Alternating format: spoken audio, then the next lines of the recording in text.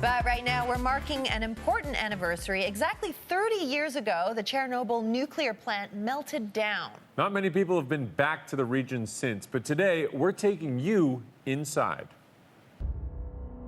It's called the Zone, one of the most contaminated places on Earth. Chornobyl, Ukraine, a no-man's land evacuated 30 years ago.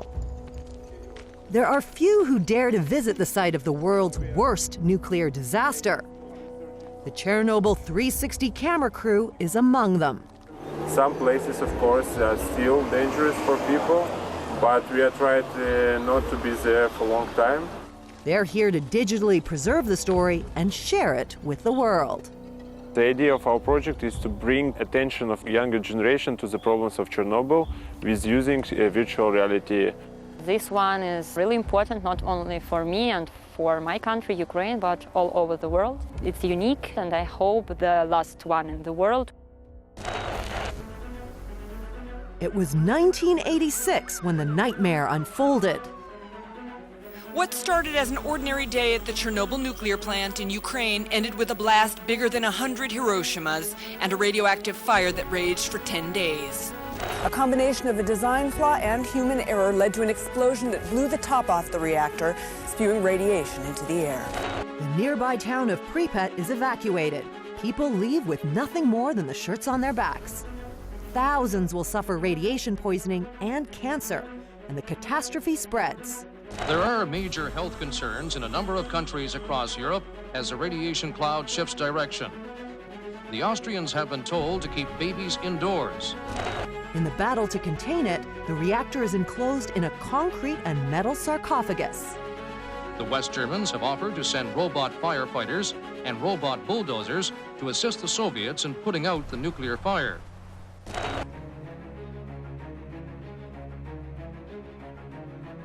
Today, it's hauntingly frozen in time. Born the same year as the tragedy, for Kirill Pokutny, it hits close to home. My father has been working in Chernobyl for more than 10 years, and that's why it was interesting, but how it really looks like inside the zone.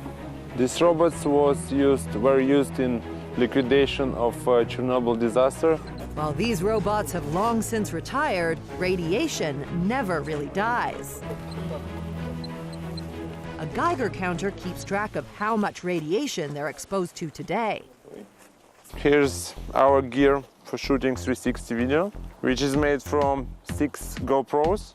Let's mount it at this point. Maybe to make something more stabilized. Okay, enough.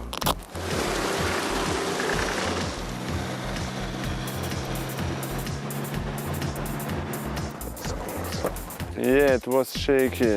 Let's make it shorter. More. Okay, thank you. And this is going to be more stable. Starting recording. Clap. So, let's go.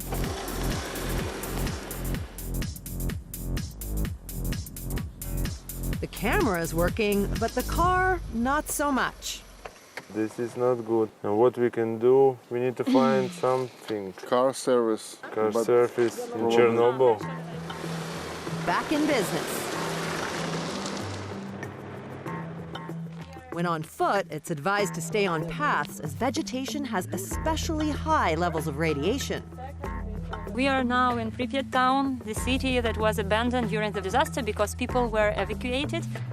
It hasn't been safe for anyone to return home. For Alona Stuli, that heartbreak resonated when she came across a friend's former home. We were next to one house that I know that is the house of my friend, and I called her and sent photos, and I really hear how she was crying in the phone because for her family it's the whole life left in Pripyat town in Chernobyl. So for me it maybe was the most powerful thing. All that remains is a ghost town, but Mother Nature is creeping back in.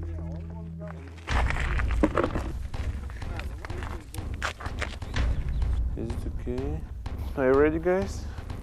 4, 5, 6, and 6.